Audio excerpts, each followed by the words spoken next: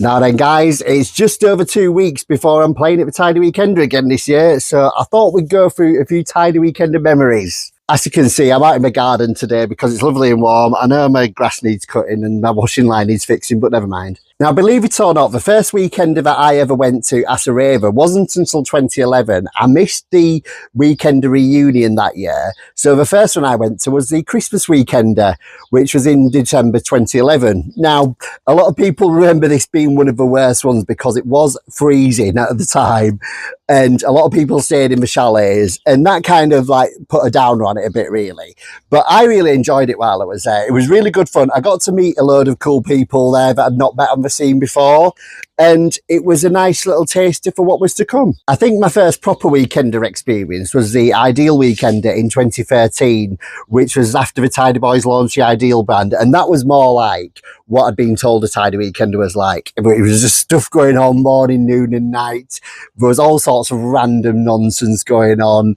There was all the big production that I'd been told you expect from a Tidy Weekender and what I'd seen in the videos. So that was my first proper weekender experience, I think. I absolutely loved every minute. Look, I've even got the health and safety poster that I robbed off the wall in the chalet.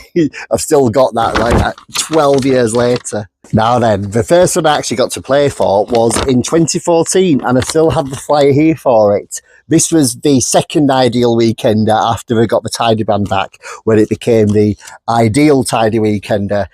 And like I say, this is the first one I played for. There you go, there's me playing on the Saturday night in the Residence Arena. Now, here's the fun bit. I actually played 2 sets that weekend because Paul Maddox asked me to play back-to-back with him in the shit disco in the reception area on the way into Pontins on Friday afternoon, playing 80s synth-pop tunes. Now, I'm all for that, you know, I love the 80s pop music, and I got to play back-to-back with Paul Maddox, so there you go. But I felt like I needed to get really smashed for that. So when I was there on the Thursday night, I stayed up all night getting on it.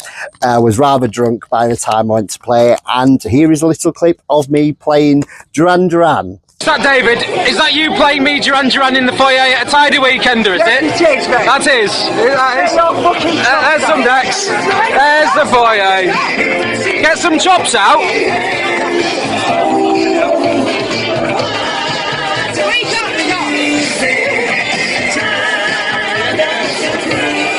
Is that you playing Duran Duran for me while Andy Pickle stands in the background eating some chips, is it? Is it? Yes.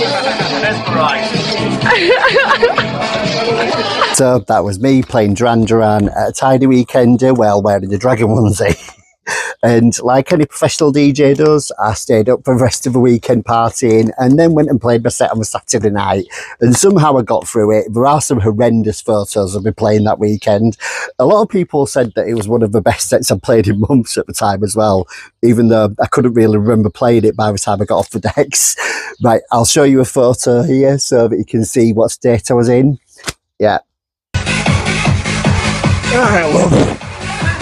As you can see, I've kept all the bits and pieces from these over the years. I'm really good at hoarding stuff like this. This was the next one I played for in 2016, Tidy 21, and that was the first one when we went back to Prestatyn after the launch weekenders again. It's quite cool to have my name on a t-shirt for this one. I don't know if you can see it in there, but it is on there.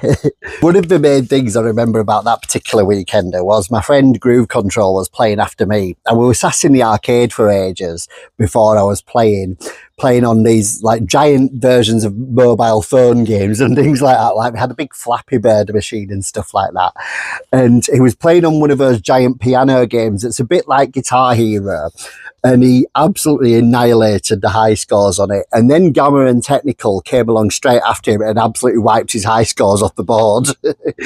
Which, at least if you're going to get beaten on a music-based game, you might as well get beaten by those two.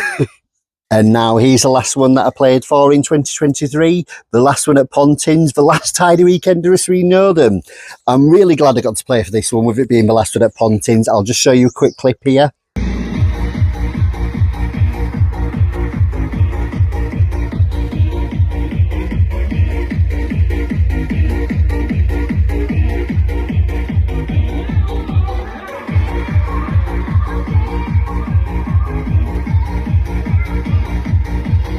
And it was really cool to get to play this one, to be honest, just because it was the last one at Pontins. I'm really glad I got to play for it.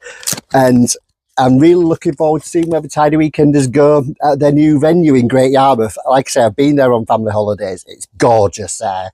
So this is a complete upgrade from anything we've experienced at Pontins. I can't wait to see what it's like. So I hope to see you there in a couple of weeks.